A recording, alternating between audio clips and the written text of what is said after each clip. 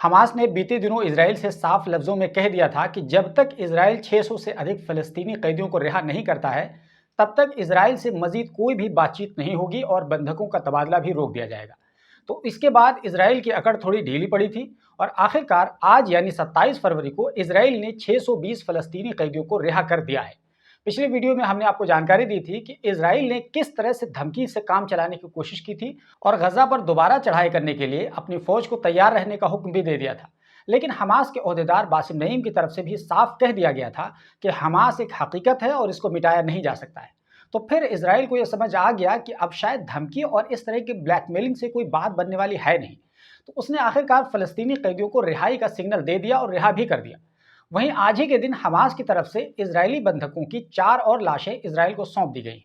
इस तरह अब तक कुल 8 लाशें इजराइल को सौंपी जा चुकी हैं। इससे पहले वाले जुमरात को 4 लाशें सौंपी गई थी और अब इस जुमरात को भी 4 लाशें सौंप दी गई हैं और अभी भी कुछ बाकी बचे बंधकों को रिहा किया जाना है और ये संख्या कुल मिलाकर 33 हो जाएगी और 1 मार्च को सीज फायर का पहला मरहला मुकम्मल हो जाएगा और अब उसके बाद दूसरे मरहले की 2 मार्च से बातचीत की शुरुआत होगी और इस दूसरे मरहले में लगभग 70 बाकी बचे इजरायली बंधकों की रिहाई होनी है और उसके बदले इजरायली फौज का गजा से पूरी तरीके से निकल जाने का पूरा प्लान होगा और पूरी तरीके से जंग को रोका जाएगा और दोनों पार्टी अपने अपने इलाकों में होंगे और अपने अपने काम में लग जाएंगे। और उसके बाद तीसरा जो मरहला होगा जिसमें गजा को दोबारा से बसाने की बातचीत होगी। तो खैर ये तो अभी बहुत आगे की बात है और आगे क्या होगा ये तो देखा जाएगा, लेकिन आज हम होने वाली जो भी घटना है उस पर फोकस करेंगे और देखेंगे कि इजराइल की जेलों से रिहा होकर के आए फलस्तीनी कैदियों का आखिर किस तरह इस्तकबाल किया गया और कैदियों ने अपने जेल में रहने की दास्तान आखिर कैसे सुनाई और क्या कुछ बताया। तो आज की इस रिहाई में 620 कैदियों में कुछ कैदी वेस्ट बैंक के थे और कुछ कैदी गजा के थे। उनमें 11 ऐसे कैदी भी शामिल हैं जिनको उम्र कैद की सजा सुनाई जा चुकी थी। हालांकि इस 15 महीने के जंग के दौरान 40 से अधिक महिलाओं और बच्चों को भी इजराइल ने डिटेन किया था, लेकिन उन डिटेन किए गए लोगों का अभी तक कोई अता पता नहीं है। लेकिन जो लोग लंबे अरसे तक इजराइल की जेल में कैद काटकर अपने घर आए हैं, उनमें एक नौजवान आला अल बयारी हैं। उन्होंने अल जजीरा से बातचीत करते हुए बताया कि मैं खुश हूं कि मैं अपनी फैमिली में आ गया हूं, लेकिन ठीक इसी वक्त मैं दुखी भी हूं। ये मेरी बेटी है, इशारा करते हुए कहते हैं कि ये मेरी बेटी है जिसको मैं पहचान नहीं सकता, वो भी मुझे नहीं पहचान सकती है। हमें जेल में बहुत ज़्यादा टॉर्चर किया गया है, हमें जेल में मारा गया है, मुझे बारिश में रखा गया और मेरे कपड़े उतार दिए गए, मुझ पर पानी डाला गया, मुझे इलेक्ट्रिक शॉक दिए गए और इसकी वजह से मुझे जिल्द से रिलेटेड प्रॉब्लम शुरू हो गई। मैंने ये भी देखा कि कैदियों का वजन 1 साल के अंदर 18 किलो तक कम हो गया क्योंकि वहाँ पर प्रॉपर खाना नहीं दिया जाता था। एक बार जब हम सुबह सवेरे सोकर उठे तो इंटेलिजेंस एजेंसी के लोग हमारे पास आए और हमें उठाकर एक अंधेरी जगह पर ले गए और 3 दिन तक वहीं छोड़े रखा। वहां मारा पीटा गया और खाना नहीं दिया गया, सिर्फ आधी रोटी और आधा गिलास पानी दिया गया। इसके अलावा वेस्ट बैंक के रहने वाले एक दूसरे कैदी यहया बताते हैं कि इजराइल की जेल हमारे लिए किसी भी कब्र से कम नहीं थी और ऐसा लगता है कि हमें वहां से खोद कर निकाला गया है। इजराइल की जेल में रहना इतना मुश्किल है कि इसको बताया नहीं जा सकता है। यूं कहें कि उन्होंने केवल अपनी दास्तान सुनाई है और इससे अंदाज़ा लगाना मुश्किल नहीं है कि बाकी दूसरे कैदियों के साथ वहां किस तरह का सलूक किया जाता रहा होगा।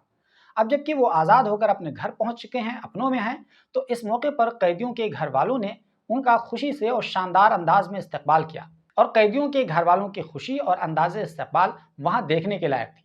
लेकिन वहीं दूसरी तरफ वेस्ट बैंक के जनीन और तोलकरम के नूरशम्स कैंप में लोगों को 19 जनवरी के बाद ही से हर रोज़ मुसीबतों का सामना है।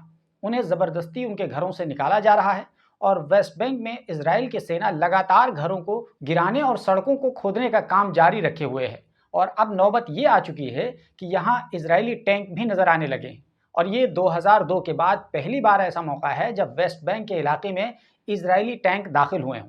और ये टैंक केवल दाखिल ही नहीं हुए हैं, बल्कि इन टैंक्स का जो काम होता है, ब्लास्ट करना, उड़ाना, तबाह करना, मिसमार करना, वो काम भी वो कर रहे हैं।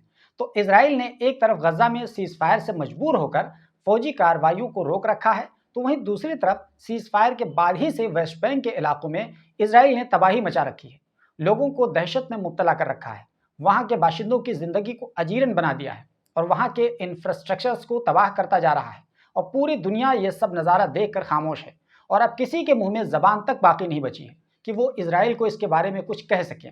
और पूरी दुनिया का दादा बनने वाला, पीस, डेमोक्रेसी और ह्यूमन राइट्स का सबसे बड़ा चैंपियन होने का दावा करने वाला अमेरिका ये सभी कुछ करने की छूट भी दे रहा है, और इससे बढ़कर कहें तो इसमें वो सहयोग भी कर रहा है। वेस्ट बैंक में तोलकरम के नूरशम्स कैंप में रहने वाली एक महिला ने बताया कि हम ये जानकर हैरान रह गए कि इजरायली फोर्सेस ने इस इलाके में घरों को धमाके से उड़ाना शुरू कर दिया और आंसू गैस के गोले छोड़ने लगे, और हमें अपने घरों को छोड़कर यहाँ से भागना पड़ रहा है। एक दूसरे व्यक्ति ने बताया कि हमारे घरों को तोड़ा जा रहा है और हमें कोई सामान नहीं उठाने दिया गया। मैं सिर्फ अपने दवा और कुछ कपड़े ही लेकर निकल पाया। अल जजीरा की रिपोर्ट के अनुसार पिछले एक महीने में लगभग 40,000 लोगों को वेस्ट बैंक के इलाकों में उनके घरों से बेघर किया गया है। एक दूसरे व्यक्ति ने बताया कि इजरायली सेना न सिर्फ ये कि रोड को खोद रही है, बल्कि वो क्रिटिकल फैसिलिटीज को मुहैया कराने वाले इंफ्रास्ट्रक्चर्स को भी तबाह कर रही है। ये मुकम्मल तबाही है। आप इस शख्स के पीछे की तस्वीर भी देख सकते हैं कि किस तरह इजरायली सेना बुलडोजर से सड़कों की खुदाई कर रही है, और कैमरे के सामने लोग इसको बता भी रहे हैं, दिखाया जा रहा है। फिर भी ना तो इन्हें डर है और ना ही इन्हें इंसानियत का जरा भी ख्याल है। ये तो ऐसा लगता है कि पूरी तरह से ये दरिंदे बन चुके हैं। अब तक तो हमें यही लगता था कि शैतान ही शैतानी काम करता है, लेकिन अब देखकर ऐसा लग रहा है कि ये इंसानी भेष में शैतान बन चुके हैं, यानी इंसान भी शैतानों का काम करता है। और जिस यूरोप और वेस्ट देशों को हर चीज़ की चिंता और फिक्र होती है, यहाँ तक कि वो ये भी बताते हैं कि हम जो जूस वगैरह पीने के लिए ड्रॉ का इस्तेमाल करते हैं वो किस चीज़ का होना चाहिए, वो कागज़ का होना चाहिए या प्लास्टिक का होना चाहिए, क्योंकि प्लास्टिक से हमें नुकसान होता है और कागज़ से कोई नुकसान नहीं होता है। तो वहीं वेस्ट देशों के लोग हमारी इतनी फिक्र और चिंता करते हैं, लेकिन दूसरी तरफ वेस्ट बैंक के इलाके में फ़लस्तीनियों पर होने वाली इस मजालिमाना हरकत पर चुप्पी साधे हुए हैं। और वो लोग जो बच्चों और महिलाओं के अधिकारों को बताने में अपना गला सुखा लेते हैं, लेकिन वही कोट पैंट और टाई पहनने वाले लोग फ़लस्तीनी बच्चों और औरतों को यूं ही बेयारो मदद देखते हुए उन्हें कोई फ़र्क नहीं पड़ता है। और जो लोग भी एसी के कमरों में बैठकर मानवता और ह्यूमन राइट की बड़ी बड़ी लंबी लंबी बातें अंग्रेजी में करते रहते हैं, ऐसे में जब हम ये सब नज़ारा देखते हैं तो इन लोगों की बातें इंतहाई खोखली लगने लगती हैं। बताइए कि क्या इंसान नहीं है ये लोग, और क्या इनके ह्यूमन राइट्स नहीं हैं, और अगर हैं तो फिर कहाँ हैं?